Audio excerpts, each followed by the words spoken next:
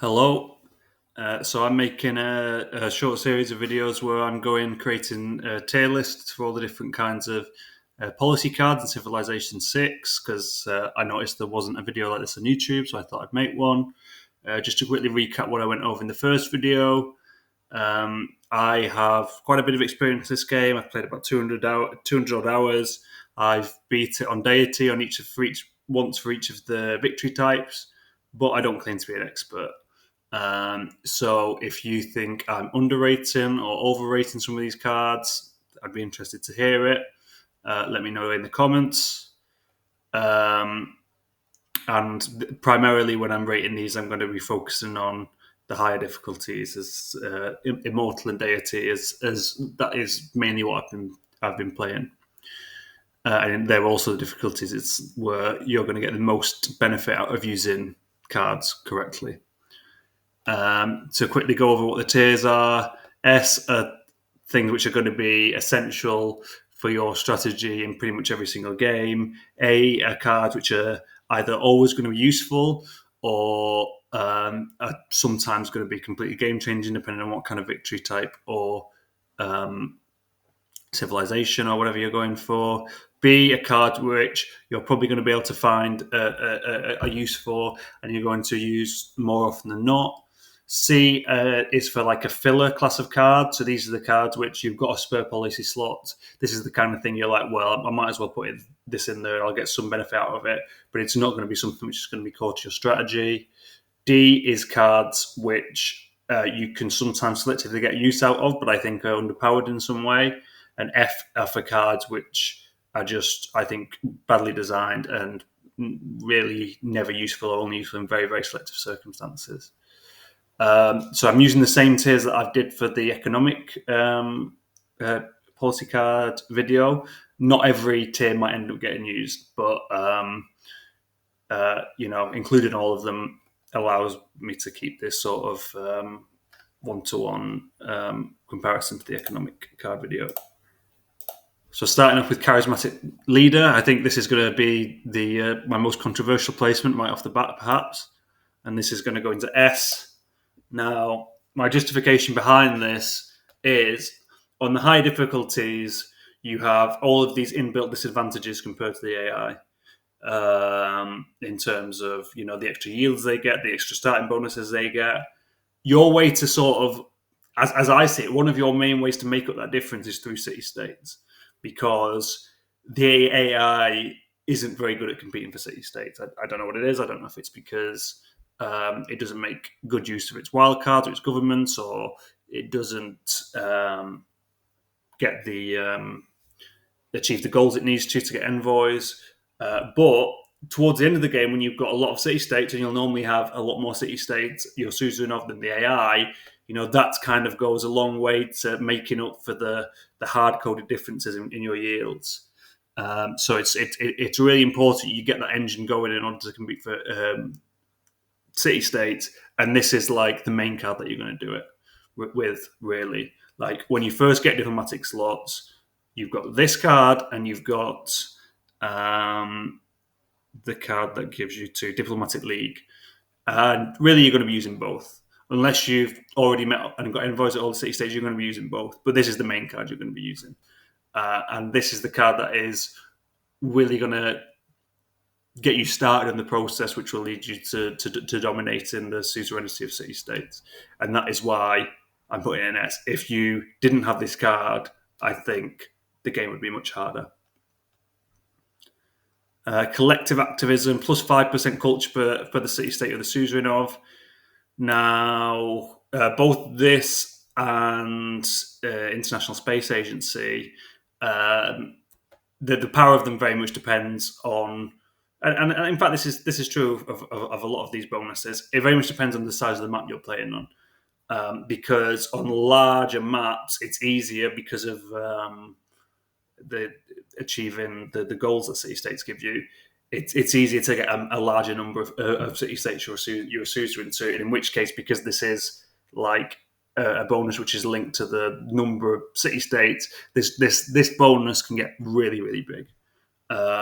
Like sometimes when I look at the amount of culture or science that a bonus like this is producing, it's a huge amount of culture and science, and you sort of see it and you think it's a no-brainer to put it in. And for the next sort of, for the next part of the game, for the next age, this gives you a really substantial bonus, and it gets you to the future techs and, well, in this case, the future civics a lot quicker. The thing is it's really late. So actually, this will give you a big boost for like a reasonably short amount of time in the grand scheme of the game, and then it won't be of any use to you.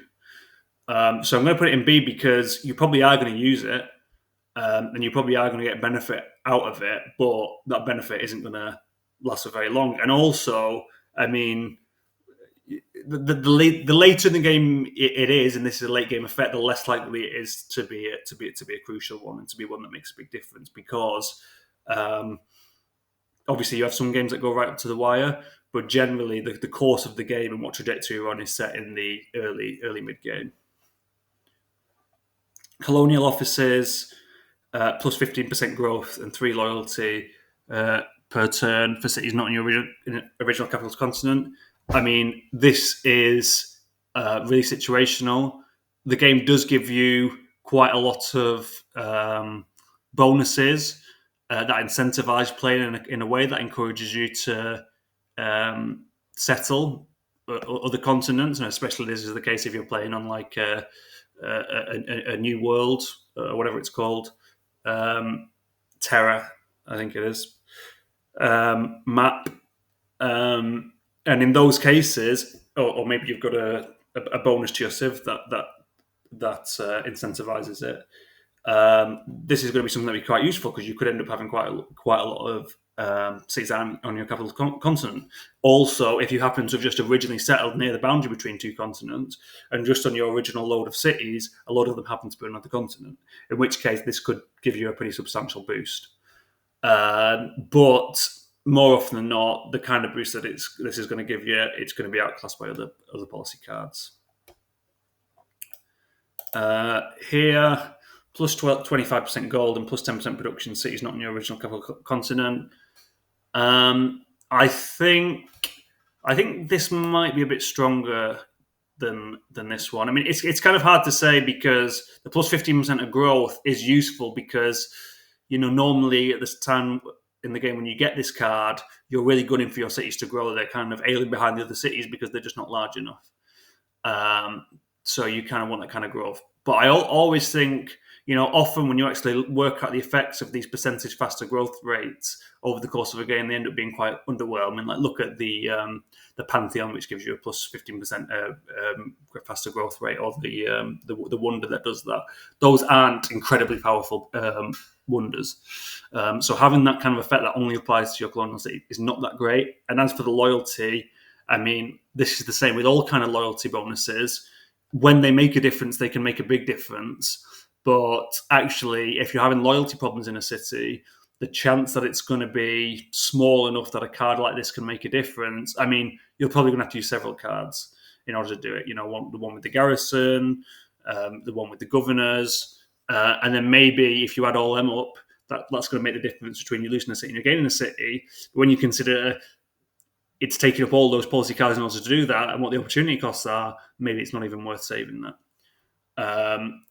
Whereas this is just more likely to give you some kind of return. Although, like I said, the cities in the sort of mid game on your other colonies are more likely to be underdeveloped. So the plus 10% production bonus might not amount to much. Which one's better is going to be selective, but I'm going to go with this.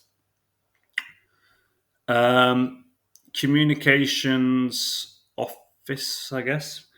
Governors provide plus 1 loyalty per turn to the city per promotion that this governor has. I'm going to see what I've just said about loyalty. The thing is at the point in the game when you get this, loyalty is becoming less and less of a concern. Like if your strategy is impinging on the loyalty of cities at this point, you might be in kind of deeper trouble. And also, to get more than just 1 or 2 loyalty of it, this is going to require making a relatively big commitment. I guess you could say at this point the actual bonuses that governors give you kind of get weaker as the game go on, or weaker relative to the other kind of bonuses that you get. So actually, maybe the loyalty effect from this becomes more powerful than, it's worth moving a governor that's given you a lot of bonuses, being settled in the city for a long time, because those bonuses aren't worth so much anymore. It depends. It depends on the circumstance. Yeah. Containment. Each envoy you send to a city-state counts as 2 if the suzerain has a different government than you. Now, I don't use this card very much, but it's not that I don't use this card very much because it's not a good card. I don't use it very much because it's a bit of a pain to use. Like, it's a bit of you've got to be sort of keeping tabs on a lot of things, in terms of, at this point late in the game, there's going to be quite a lot of city-states. You're going to be competing for quite a lot of city-states. So you've got to keep track of all the different ones that you're competing with, who the suzerain that you're competing with them for. When are you going to get envoys to send to them? When are you going to complete goals that is going to trigger an envoy? And also, what's the government type of the suzerain that you're competing for? You've got to take into account all those things. Now, if you can't take into account all those things, then the overall benefit you can get to this can be very, very substantial.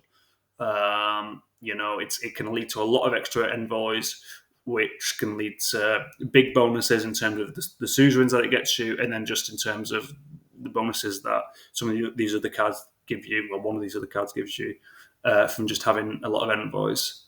So this is a very good card, but it's a very difficult one to use.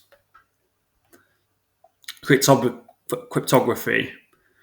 So this C tier of filler, it doesn't apply so much. It's not as relevant for diplomatic as it is for economic, because most governments have, there's only 2 governments in the game that have more than 1 diplomatic slot.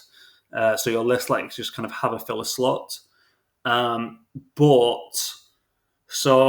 Generally, I think sort of espionage is a bit underpowered in this game in terms of the amount of time and effort it takes to sort of set your spies up and all this kind of stuff, and how much management goes into them, and how many sort of civ abilities or leader abilities or cards go into boosting them.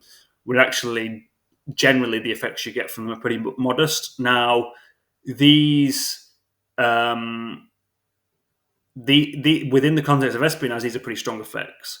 Enemy spies reduced by 2 in your lands. Spies increased by 1 in events of operations. These are pretty strong effects. Now, the first part of this, that's not something you can really put in this slot at a particular time in order to take advantage of, and it's not even going to be something you really notice, particularly if it does make a difference. So it's sort of a nice thing to have, but I don't think you're ever going to put it into your slot for that purpose, because it has this benefit, which is kind of why I'm thinking of putting it into this filler tier.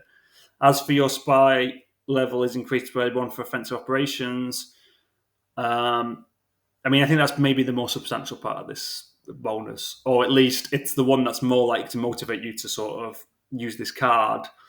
But normally when I'm playing the game, I don't normally find, like, if I'm... The problem with the spies is the actions that spies can do that have the biggest impact on the game, because they have such a low percentage chance of happening, and because that if you do that, you can end up losing the spy and either having to negotiate for the spy back, or getting investing a load of production to replace them, and potentially losing the promotions on that spy.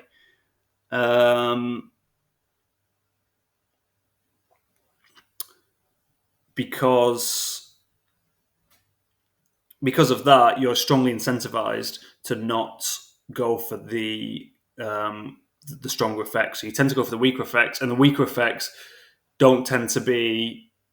You don't get enough benefit from it where it'd be worth using a policy card slot to boost their chance of success. Diplomatic League. The first envoy you send to each city-state counts as 2 envoys. Like I said when I was talking about charismatic leader, this is a strong effect. You're going to be using this card, and this is going to be a big thing that's going to help you sort of get off and running and have quite a lot of envoys and be competing for suzerainty of quite a few city-states. But obviously, you're going to be using it less than charismatic leader because it's selective in terms of when you're going to be using it within the context of a game. But in pretty much every game, you're going to be using it at some point, and you're going to be getting a substantial benefit from it. Gunboat diplomacy.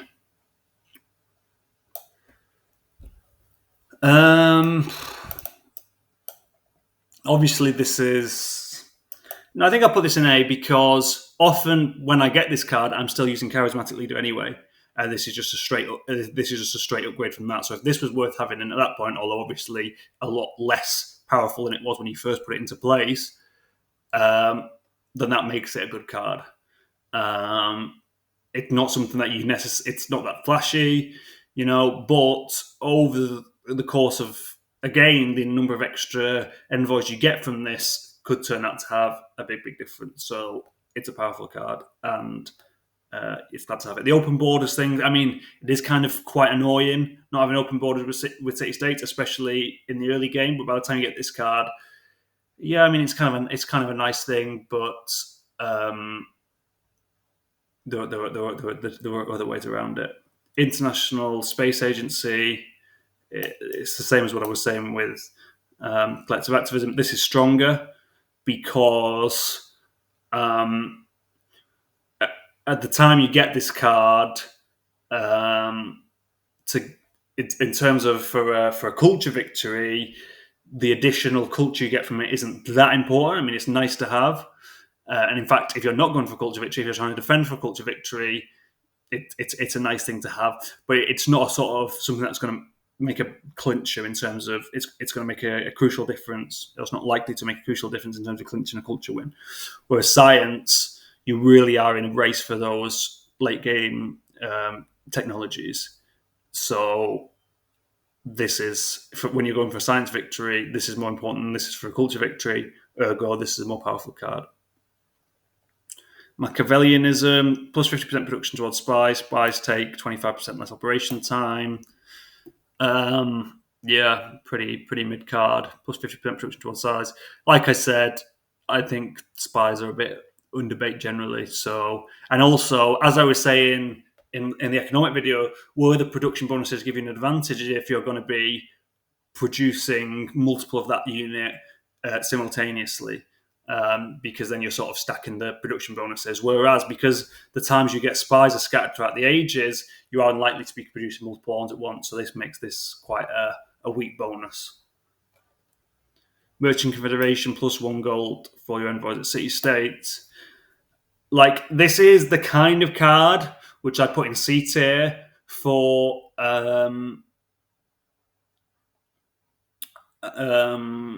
when I was making the economic policy tier list, in terms of just one that gives you like a healthy amount of gold. But I think this is higher because at the point you get this card, the amount of gold you're going to get from this is going to be significantly more substantial than it is for those cards that I put in C tier in the economic policy video. Like when you get, if you've been playing smart with city states, and obviously, like I was saying, especially if you're on large maps, and the larger map the better, because you're going to get more era bonuses at city states. This is going to be a really substantial amount of gold. It's going to really change the trajectory of your economy in terms of what you can afford and where. So I find I play this card pretty much every game. Music censorship.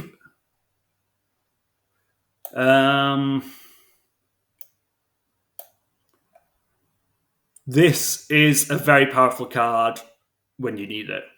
This is one of those cards where it's only useful when you're defending a culture victory, basically. For culture victory, the biggest factor, basically, and certainly the biggest way you can protect yourself is to stop rock bands coming into your territory.